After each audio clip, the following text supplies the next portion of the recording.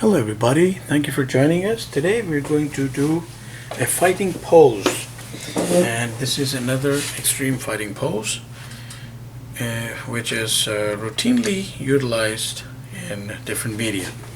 We'll just determine our work area and then we will get around to our exercise in a quick second. So what we are going to do is draw a person in like sort of an extremely bent portion, and we have done this before, but this is another one that we're putting out. So please use very light strokes for the entirety of this exercise. So extreme as in that's the lower body, torso, crunched. For now we will also probably try to do it in a different posture or angle, let's say. So delts and shoulder set, collar right there, and we will put the head down in a second, but we will make one thing stable, and that is the set of legs right here. So we are doing the knee around here, and this one really stretched out on the floor. It's just like a full stretch, like a kickboxer stretch or a gymnastics stretch. And there is the foot. That's the shin and the calf. That is the knee. And conventional leg structure like that. And right into the next leg, which can be shown a little bit more fleshy because it's bent and the flesh is bent around, as opposed to this one in which it's outstretched.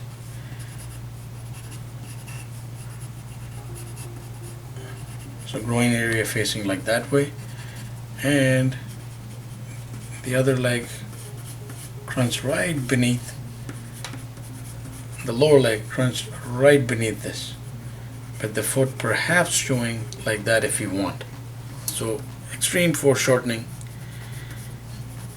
and we could just put in some tones right there to give it the feel that yes, that is in sort of a shadow. The knee right there,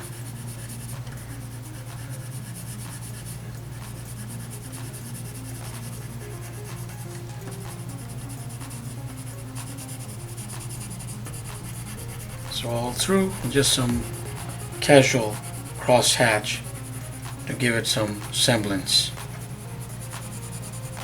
So knee heavily toned, shin and calf, heel and ankle, and the foot. So that we have put out of the way. That remains as it is for the duration of our exercise, but we can do a few different things going up. Now let's actually, because it can get a little confusing, let's actually highlight this like that. Let's just do that so that we can still see the leg distinctively through the exercise. And now we are going to go and work on the upper body. So crunched. Okay, so we just got interrupted for a brief call there, and then the abs right here and the chest right here and everything essentially hunched quite forward.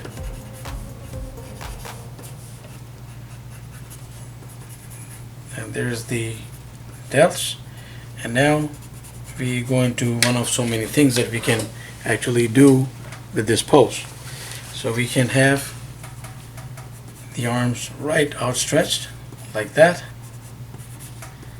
and if you Google images you will be able to see similar images out there, but right now we're just casually putting out the arms like that. Very conventional style when it comes to a character. Let's say, let's run the thigh down here. Sorry, it's not going like this, going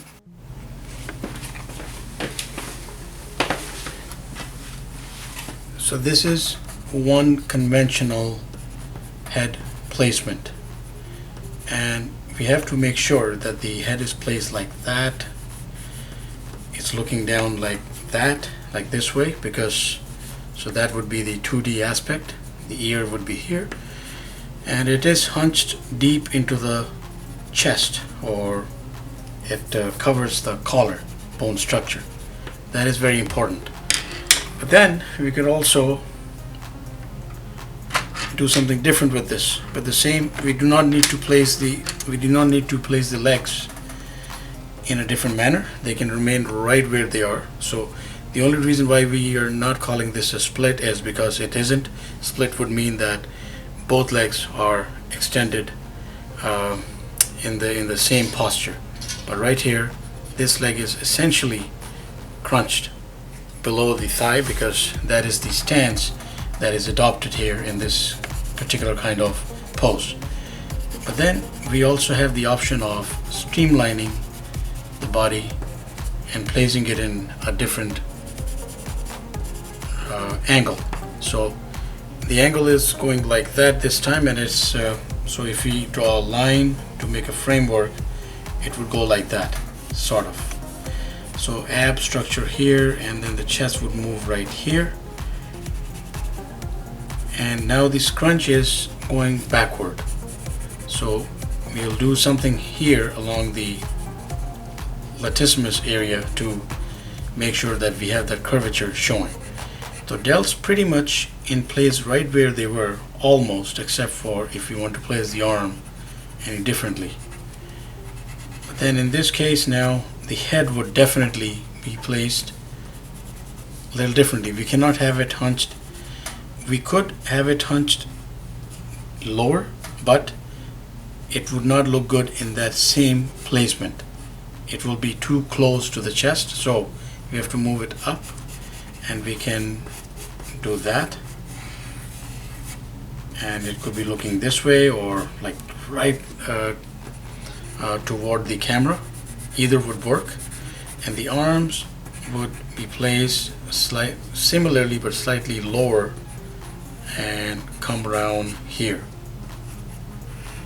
So we're just doing a set over here as well, and just bringing them down that way. And of course, we always have the option of placing the arms in one of so many different ways. So delt upward, arm crunched like that, and we have a hand right there, perhaps